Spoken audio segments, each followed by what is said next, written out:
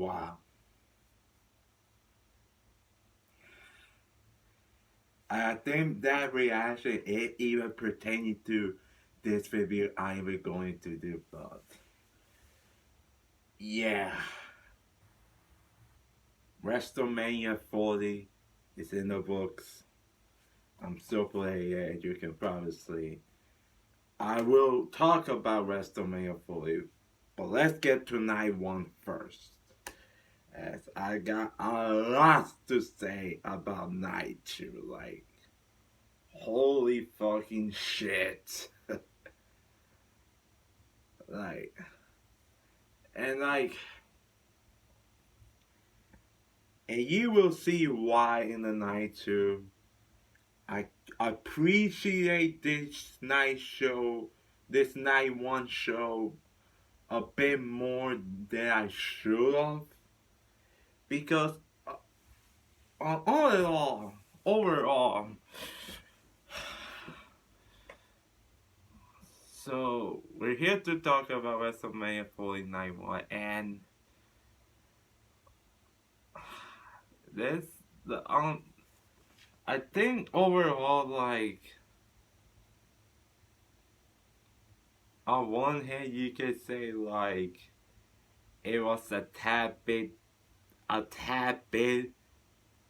of a mediocre WrestleMania since not of like extra big stuff happened on like this show particular, but for what it did the next night, I can't really hate that much. Although there are a couple I will get to nitpick here as I get onto this review. So, but overall, this Mania Night one it was decent. I think could have been much better, but not bad. WrestleMania, I will say that. So, and I think with this Mania, you could probably, and I think with Night One, like it didn't feel like the new era stuff that they were talking a lot throughout that whole fucking weekend of WrestleMania. And you will see more and more like it didn't quite feel like new era-ish. But you can see there were some building blocks you can say for it. So yeah, and you had Triple H coming out to start the show, welcome me to WrestleMania, talking about there's going to be a new era, and one of the first thoughts when he said it was like, "Oh shit, this is going to age badly if they fucked up again the night two of the main event." Like that was the first one of the first thoughts in my head, but yeah, like this was an okay start to Mania. By Triple H rallying the crowd up and shit. Like they really hammered the point home. Like they made sure that this is the Paul Levesque era. Like you heard on this, the next night, the Raw after. Like they let you know that this is the Paul Levesque era. And yeah, you can definitely sense some, but even more so than that. But enough. Let's talk about officially kicking off 9-1 with the Women's World Championship. It's on Raw, but it's called the Women's World Championship. I got so used to call it the Women's title for some reason, but for the Women's World Championship, you got Becky Lynch and her shameless of promotional entrance that you will ever see. I mean, the whole answer was literally promoting her new book, which is fine, I guess. taking on against Rhea Ripley, accompanied by motionless in white. Like they were fucking as tight as it can get. As you will see if a live performance, emotionless in white performing Rhea Ripley's theme song. I don't think it was like a good, genuine, like really good, like entrance, but as like a live performance, but like as a package deal, Rhea Ripley and Motionless White, like you can tell the moment meant a lot to Rhea having her back performing on the biggest show of the whole year, WrestleMania. Like it meant a lot to her, and you can see in Rhea Ripley's face that that really felt special to her. So that was as a package, it was a cool moment, interaction stuff, and Rhea Ripley Becky Lynch. This was a really good match that could have been so much more. Unfortunately, so they were talking about Becky Lynch being on 100 and I think it was like 102-degree fever that on this occasion that her performance wasn't able to up to extend of what you think of Becky Lynch match. But this was like still like a really good match and like massive respect to Becky for doing this performance. Even repeat sick as a dog throughout the whole portion of it.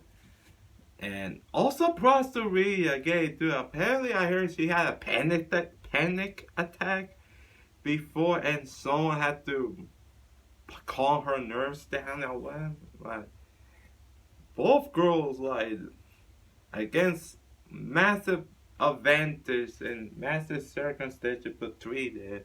They still went out there and had a really good match that could have been a lot, could have been epic, but it was still like really good to borderline great match, and like they had a lot of time to like really tell a nice simple story, and Rhea Rip and like Becky was trying to like power when Rhea Ripley's movement, but not be able.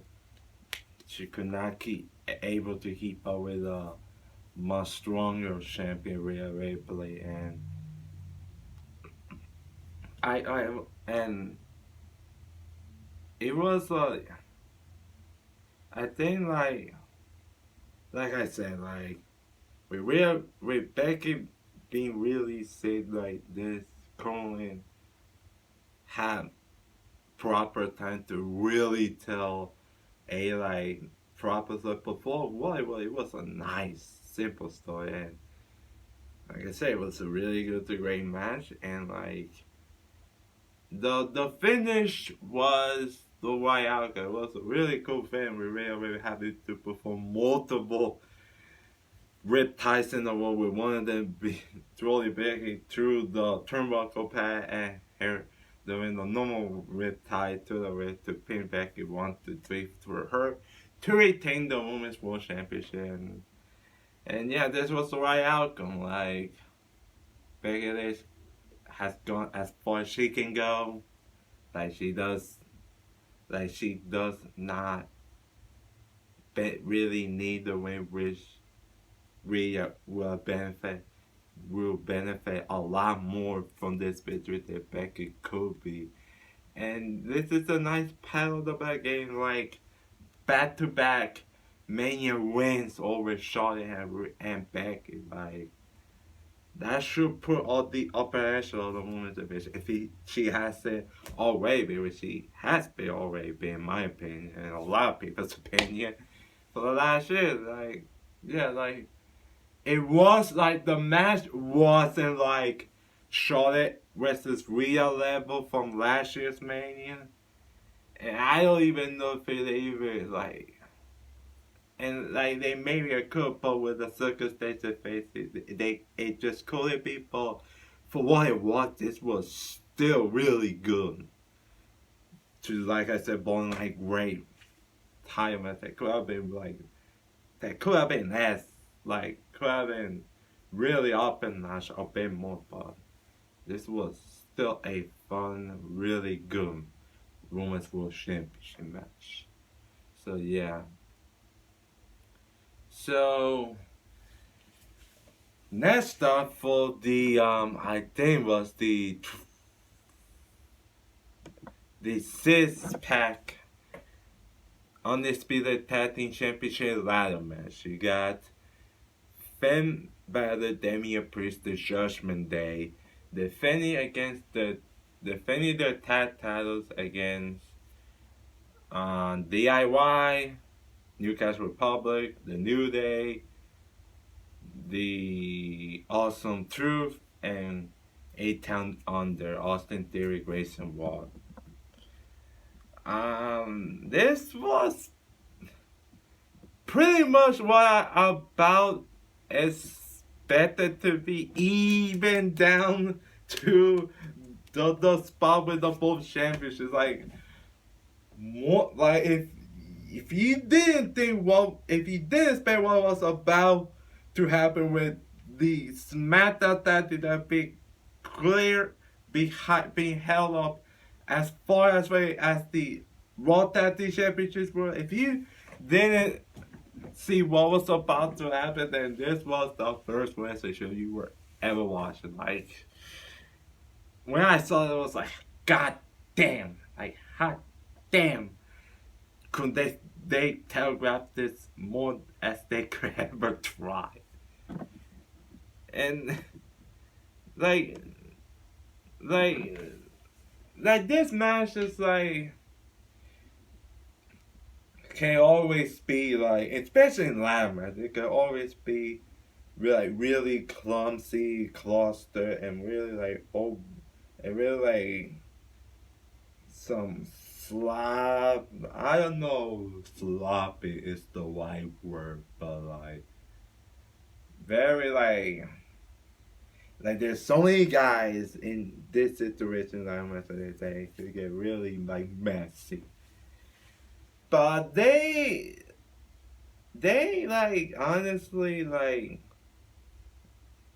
did the best where they used the ladder to they used like when it comes to this type of match with this many people, this was a really fun ladder match. Like they were able to get some shine with each spot today, each team, and they had some cool spots. Like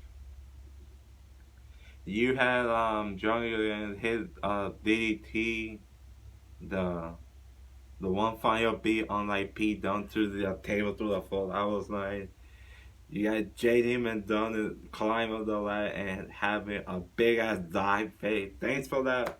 Thanks for getting that WrestleMania payday, JD. You got your ass ran through both tables on the floor. Like, wow. That was crazy as well. And like I said, it was pretty much what I expected, even down to the split of the tag team titles. It was exactly how I imagined it would be. I said in my previous predictions video that you were gonna see Austin Theory and Grayson Waller hold the SmackDown tag team titles, which when it happened, like they pretty much did it in the most casual way as you can possibly ever imagine. Like, yeah, you saw those two grab the title. It's like Samantha Irvin, the new SmackDown Tag Team Champions, Austin Theory, Grayson Waller, and the announcer like casually just said like they're the SmackDown Tag Champs. Now you gotta wait for the Raw Tag Team. But in my previous position, I said I was Goldie regard to holding the World Tag Team titles first as like a confusion because the SmackDown tag teams are still there. And that will lead to Austin Theory, Grayson Waller holding it. Like, I got the order wrong, but I pretty much nailed with my prediction. And I think in the end it all worked out because like you had R2 like pretty much overcoming his fear last day. That was like a low key story that they were telling him. Like if you see all through history of the lives of him, I mean, he once thought that Royal Rumble was some money in the bank ladder match. Like that was the low key story, and his like ties with the Judgment Day, specifically Damian Priest. And I will say, it's a nice story of R-Truth hitting his childhood hero finishing maneuver to win the tag team ladder match, to grab the World Tag Team belts, to have the option to win the World Tag Team titles. That was a pretty cool ass moment, and look, more than anything, R2 deserves this for being on the company for many years and never really had a quite of a WrestleMania moment. I don't think he ever won a match at WrestleMania, period. So he was very due for a moment, and for him being everything he carried through these past few years, he really deserved one Mania moment. I was happy for him. I was happy for Drew getting it, and then him in the midst of the World Tag Team Champions. Pretty much what I was expected. So this was a fun car crash match that didn't get messy. That's the best thing I can say about it. Like, it didn't get too clustered. Even though it was a tiny bit of it. It has some really cool spots and it had a nice finish. That's how I can say. And then you can see some of the dip a little in this show. And I think this is where the crowd kind of died. And also didn't help like the weather, at least for this show, I know, was getting worse with the cold. Like, I can't even imagine being at the Lincoln Field Stadium. Like, can't even imagine being at the Memorial Lincoln Stadium in Philly and having that many degrees of weather outside. Like, I can't even imagine what those people went through like the rest of that show, specifically night one, because like they sounded like not into it at all. And like this is like I said, we kind of dissed it because they were into it somewhat with the first two matches, but this is really kind of like. So you had Rey Mysterio and Andrade versus Santos Escobar and Dominic Mysterio, and I suspected because I heard rumors when I made the previous predictions video. When I heard rumors that Dragon Lee was gonna get removed, I said it was probably gonna be Andrade here since he had not much of a main spot and he just got back to the company, so I knew he was gonna get. So he got in this match here at WrestleMania with him against Rey versus Santos and Dominic Mysterio, and this is kind of like an unfortunate one because this was a fine match, but you can tell this felt like a TV match more than Mania. It was really an excuse to give all those four guys a spot show, which they deserve, by the way, but not overly a special match, if you can do it. And this was like and this match was like basically to help pull over the two big American footballers who I barely even know heading into this. So yeah, so you had those two big dudes with Rey Mysterio mask coming out at the end to to to to help Ray and Andrade win. And that was kind of a cheap pass win. Like that was kind of unfair for the faces. Like you would think Andrade will have a more deserve a shiny victory spire since this is his first Mania in like maybe ever. And it's like they completely like overshadowed by those two American football who you won't be seeing after this show. So it really didn't matter. So this was kind of like, eh. And like I said, this was a fine match. It just felt more of a TV match. They just set up as far to show highlight to the two big American footballers. One I think like Jason Kelsey, I think that's his name. Yeah, like, like I can't even tell you. Like, I can't even say this was like bad, but this was just okay match. But I will say what I can say is a bad is Jay versus Jimmy, Uso versus Uso, brother versus brother, and oh my god, what the fuck happened here? I mean, I should have expected the performance that Little Wayne and I like Reese, but like I don't think it had any relevance to this to this match, and like I didn't expect this to be overly excited, but I sure was expecting something that wasn't this. Like, oh, this, this suck. I'm sorry, but it wasn't like overly like horrendous match or anything, but this this wasn't good, guys. Like, this was agonizing boring. Like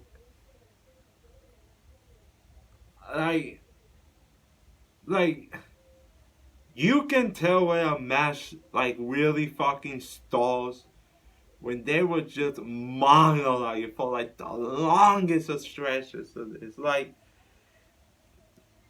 and the match had like this weird psychology to them. Like they were spending super kids all over the fucking place. Then it's like Jay like telling Jimmy to like it didn't have to be like they just super like, but like in the fashion he did, he just stalls for agonizing long ass fucking time. I was just wanted to scream at him like kick the fucking brother's head off. Like your brother has screwed you out of multiple championship matches. Like, don't fucking hesitate. Just kick the fucking dude. But he just kept stalling and dragged on and on. That he looked like an idiot for falling for Jace because Jimmy fucking super kicked him almost win the gold out of the match. And then you had Jade super kick and that super kick probably a dozen fucking times. I can't even fucking tell the amount of super kicks he did, but he landed one more Jay on Jamie and then Jay hit the frost bash for the 1, 2, 3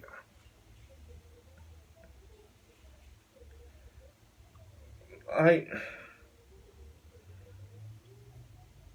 I didn't think it would be good, but I sure as fuck hell didn't think it would get to this. Like, months of build and build to this. And this is what we get. Like, I kind of knew they would get on something, but even that was even a fucking force a sensitive for this because like holy shit this was bad. This was like I said with the story they did just make it a fucking boring watch to sit through. And like you can tell like they don't have a lot of confidence in Jimmy to deliver singles matches like this. Like it ain't fucking show because he showed nothing to me. At least from this match that I think he could be a single ass player and this did me nothing. Like at this one I didn't even care who won. It's just like this was like they had they had a better altercation on night 2 in the main event than this whole fucking match. Man, this is fucking a short to sit through. Like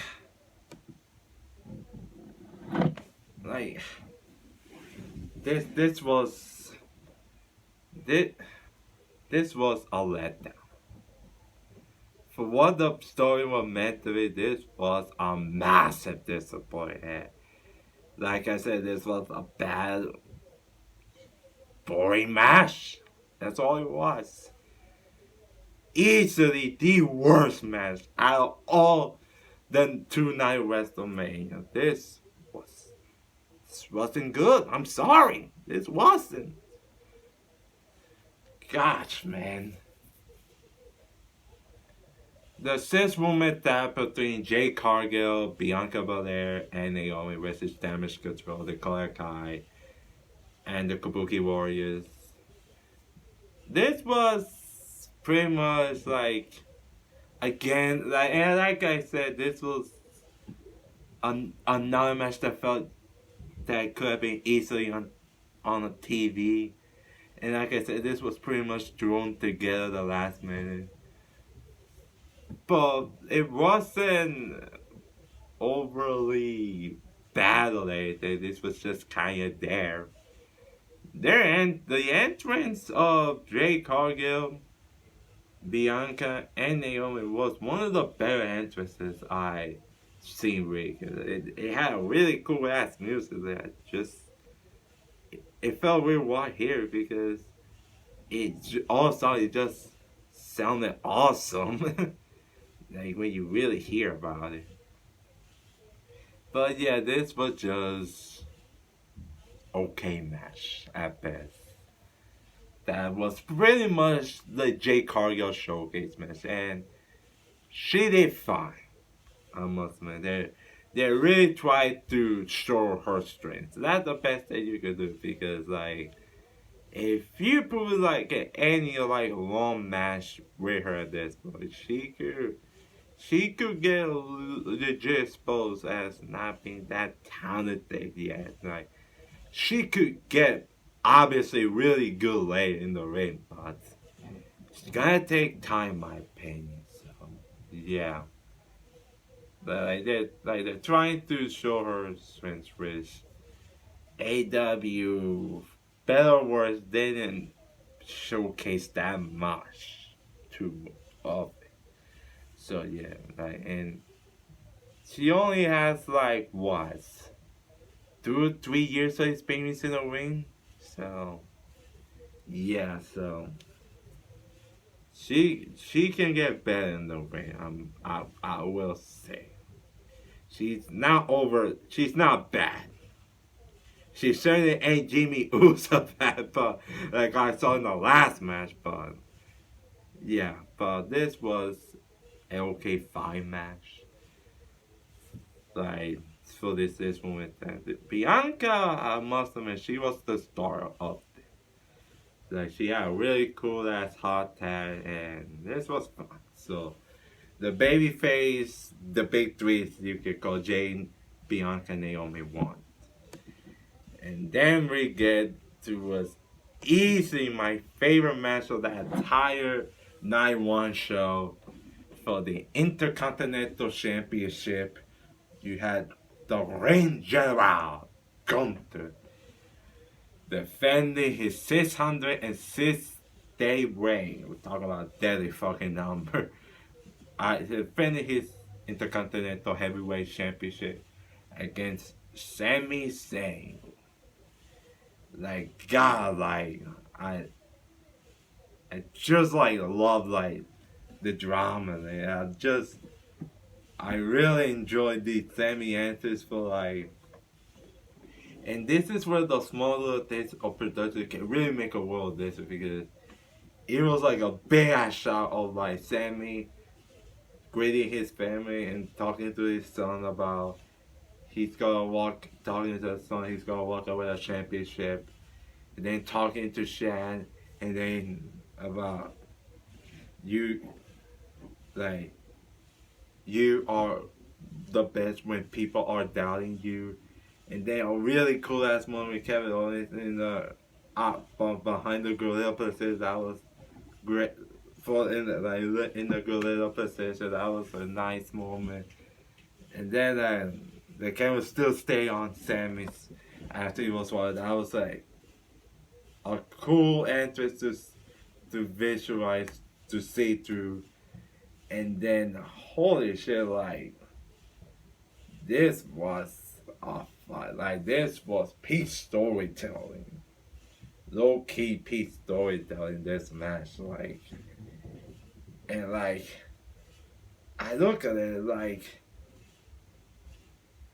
this match was only like I clocked it after this match was only like 15 minutes and like damn, like I really wish this was going on for this would have gone even more time than it got.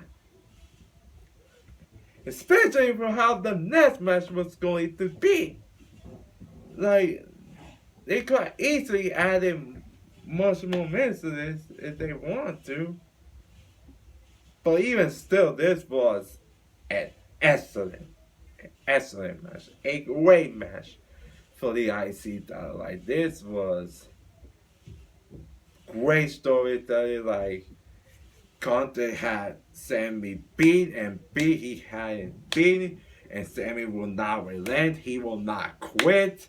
Even like the commentator tried to tell Sammy to stay down. Like Michael goes like, just keep up, just keep fighting. And Sammy's wife, who Loki was a great addition to this match, even if he wasn't like physically involved. Like she was like telling Sammy like, get up, you can do this.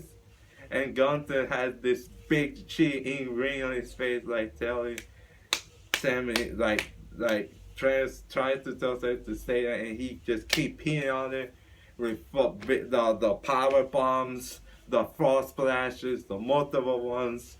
But Sammy just went into a frenzy, and the crowd, it definitely woke the crowd up to this point. Like they were not fit to parts of this.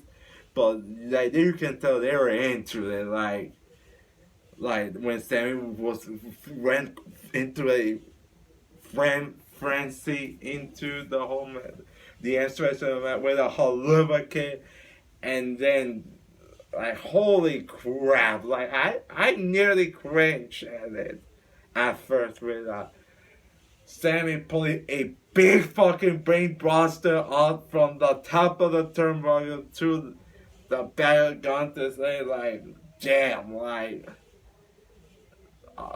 a hell of a move.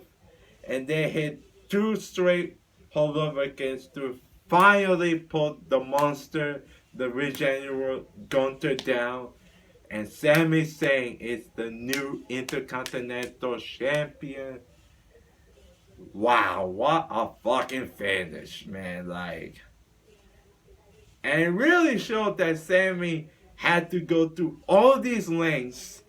They had to pull one of the moves that was straight out of El Generico days. Like, he never once used, I don't think ever in WWE, and he fucking hit it on WrestleMania on the ring general gun to finally pull him down and finally topple Gunther and win that title, showing how that title meant so much to SM as they did Gunther. And like, wow, this was awesome. Like, this was great. Like, I can't say both enough great things about both these guys. Like, Gunther, like, easily the greatest intercontinental champion of all time. Apparently, they do a King of the Ring in next month in Saudi Arabia, and there was a perfect King of the Ring when it's staring right you in the face. It's gone because, like, he has got to be a world champion soon after this because, like, yeah, like if they don't pull a world title, then those people running are out of their fucking minds because wow, this was this was amazing. This was awesome. This was great. Like I say, I can't say no great things about both of these men. Those are lovely men. Man, I love this. And then we got to the main event. The biggest tag team match in WrestleMania history. You got Cody Rhodes and Seth freaking Rollins going up against the final boss, The Rock, and the Tribal Chief Roman Reigns. Um, I, the entrances, The Rock was kind of oversaturated. Was kind of too oversaturated for my liking. Like hearing, like him stepping up to the fire with the Brahma Bull logo on the floor state. That was cool visual, but yeah, the match. I will say The Rock didn't embarrass himself like his last match, proper match against John Cena. Like he got hurt during it, so thankfully he got out of this unscathed. So good for him for like taking this very seriously, and this was much better than Rock versus Roman could ever be had they went down the night two may have been path like they Rock and Roman like the Rock intended to do, like WWE intended to do. But like I said with the last match, that they could have easily it could have easily got more. They could have got more time out of it. Like they could have sloshed a whole chunk of this match to the Gunther Sammy match. Like, and this is one of the things that gets so like iffy about The Rock, because when you see him, you can almost tell like he feels like it should feel as long as a movie, because like god damn this man for an insensitivity of extra amount of time that they really did not need. There were like a lot of spots like that a lot of things that you could have shot us off, and it would have made the match so much better than it was. And as it was, like the match was good, decent to good, but it really didn't need like almost like 45 minutes. Like this only needed to be like 25 to 30 minutes at best. This did not need 45 minutes. Like, I'm sorry, but because you can really tell the crowd wasn't really into a whole early chunks of the match. Like, they reacted to the Rock, they Cody stuff during it, but they weren't all hell hot into the match until like the final like 15-20 minutes of it.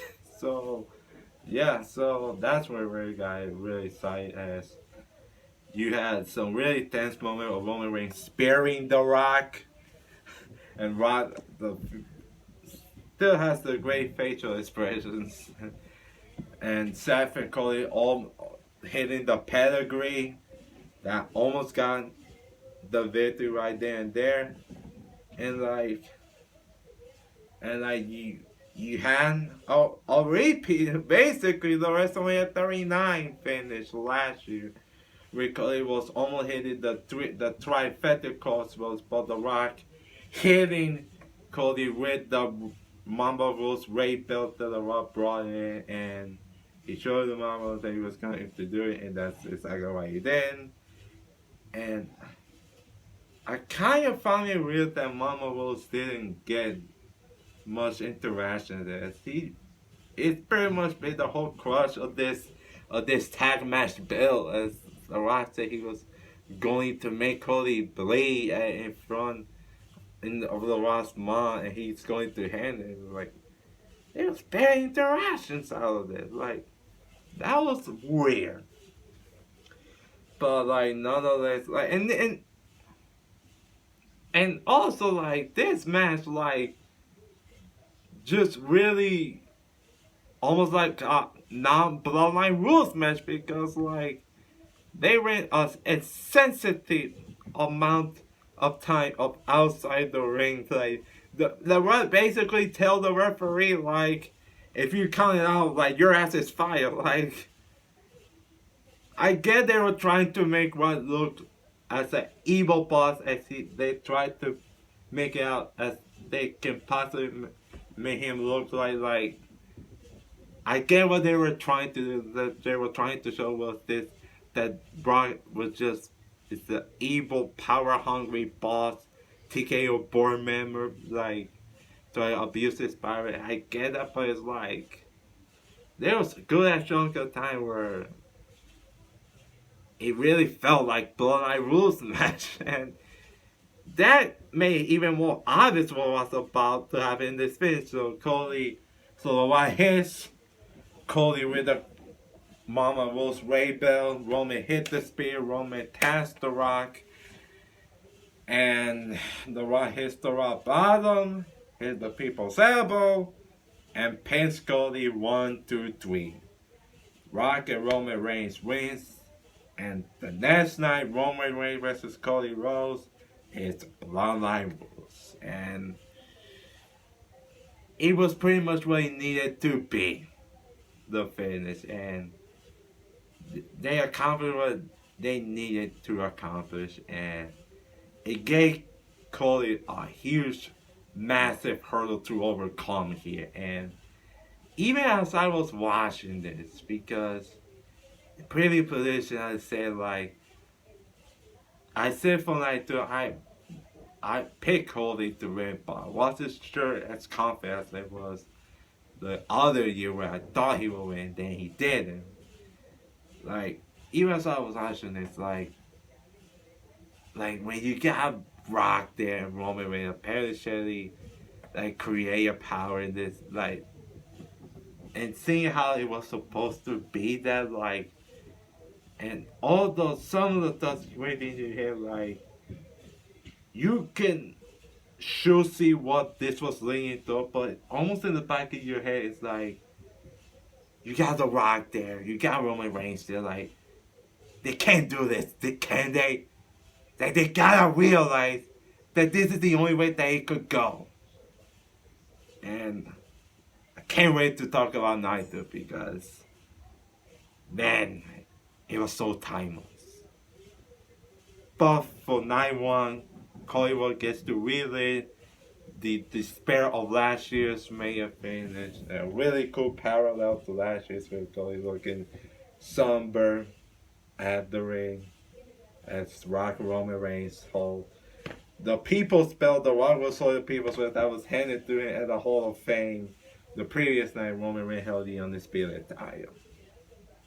Was really sad that was about to happen the next night, and yeah, this was a good match that definitely did not need to be 45 minutes because they almost did nothing but those like the first, I dare say 15, 20 minutes, but the last 20 minutes was good.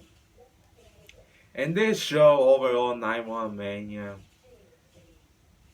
it was a decent show. It was kind of really setting the tone for Night 2, basically. And you will see why in the Night 2 review, why I appreciate this a bit more. So, yeah. So, that's it for Mania Night 1. I will see you for Night 2. Like this video if you haven't, subscribe. Tell me what you thought about WrestleMania Night 1 in the comment section below. And as always, I'm Jason Marinius, and I approve this message.